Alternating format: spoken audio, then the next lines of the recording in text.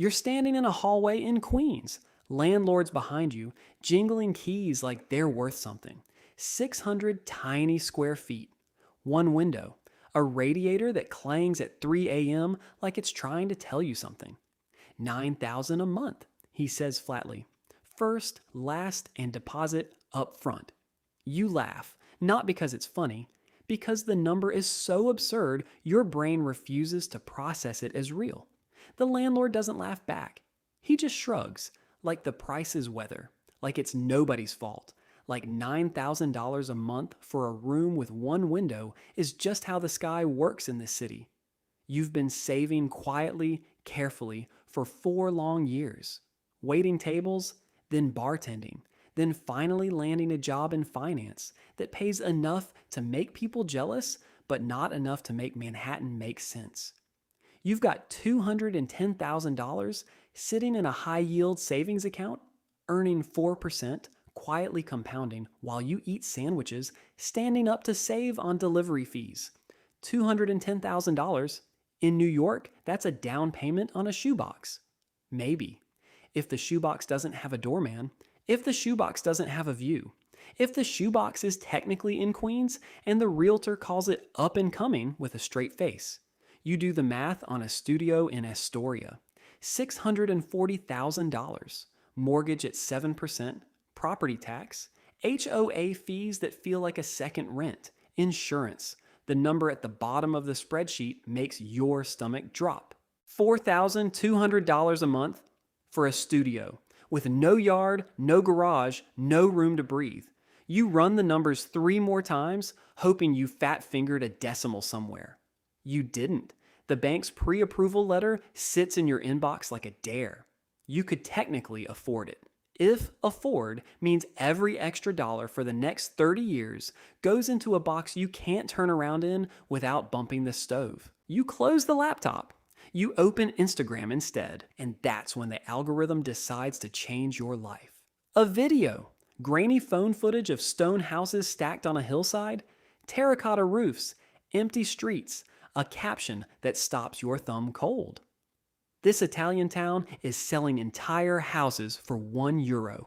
You don't believe it. Nobody believes it the first time. You screenshot it anyway. That night, you fall down a hole you didn't know existed. Sicily, Sardinia, Puglia, small towns, bleeding population for decades, mayors desperate enough to give away real estate just to keep the lights on. Not scams, not gimmicks. Actual municipal programs, actual deeds, actual keys changing hands for the price of a large pizza. The catch is real too.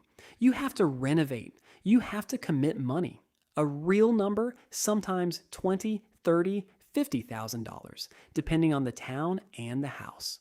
But even at $50,000, you're still under a quarter of what a studio costs in Astoria. And you'd own the whole building, not a unit. Not a slice. The whole thing, floor to roof. You open a spreadsheet, the same kind of spreadsheet that just crushed your spirit an hour earlier.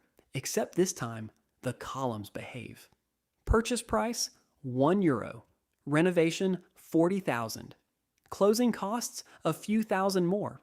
Mostly notary fees, because apparently even free houses need paperwork. You keep waiting for a hidden number to jump out and ruin it. It doesn't. You compare it side by side with the Astoria studio, 2 columns on the same screen. One says $4,200 a month, forever.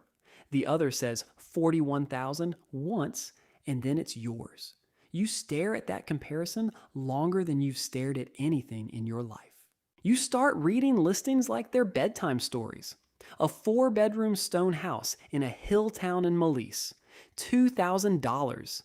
A townhouse in Sicily with a courtyard, €1 plus renovation deposit.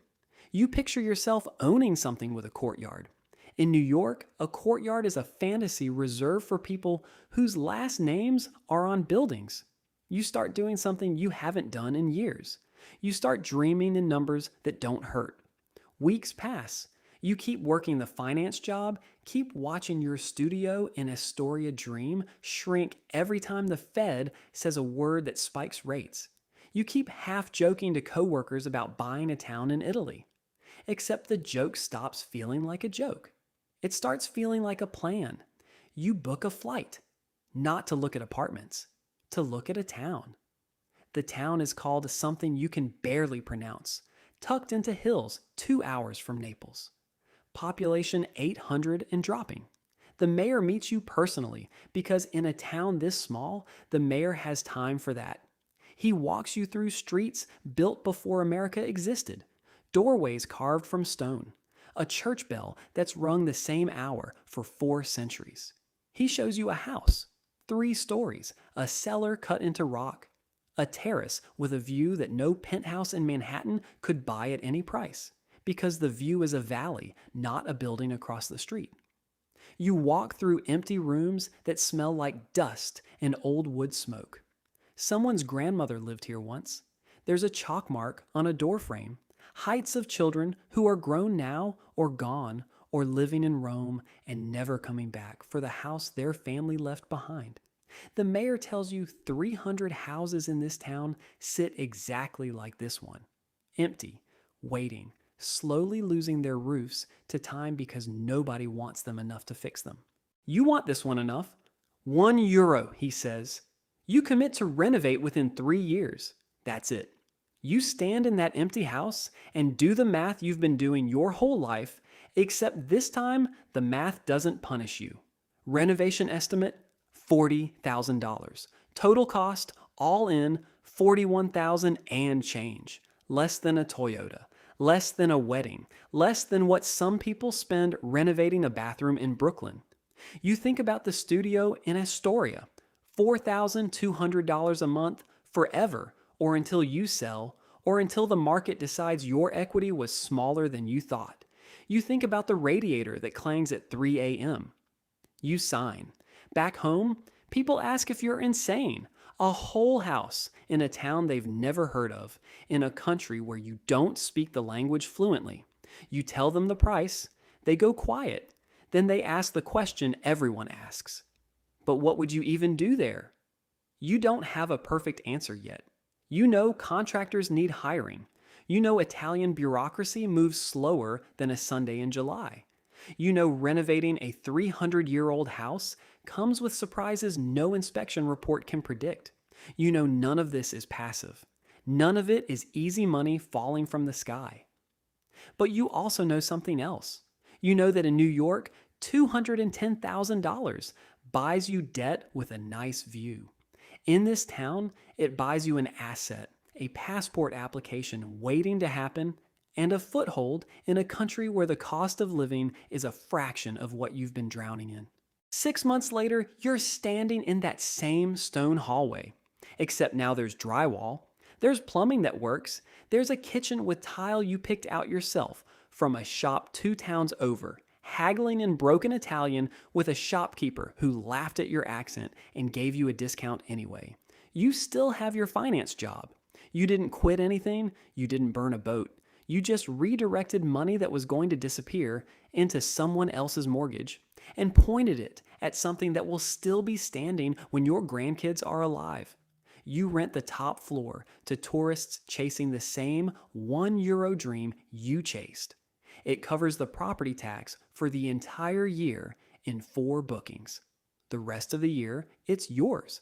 A second life, waiting on a hillside, costing less per year than 3 months of rent back home.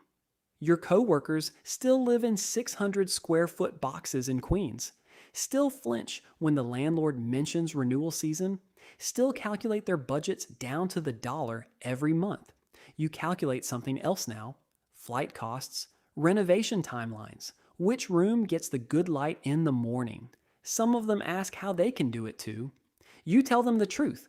There's no trick, no secret account, no inheritance you're not mentioning.